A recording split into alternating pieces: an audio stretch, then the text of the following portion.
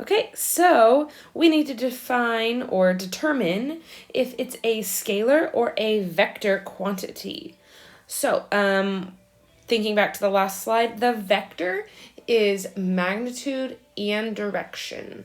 So we've got the value and then we've got the direction that it's going. So the first one, we've got a boat traveling at 15 miles per hour. It has that magnitude, it has that scalar quantity, but it does not have the direction. So this one is going to be scalar, not a vector. Hi, Georgia. Sorry. And the next one is a hiker walking 25 paces due west.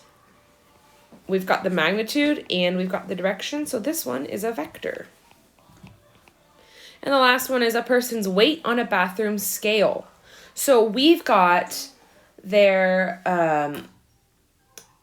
weight. So that's obviously what we're looking at is pounds. But then it's got that gravitational pull actually.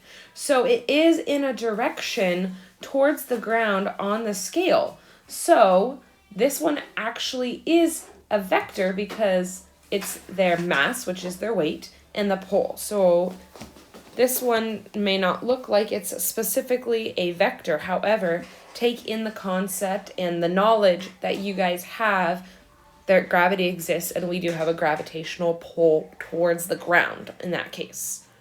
All right, those are 3 examples. Make sure to have those down. That will help you as we get into applying things.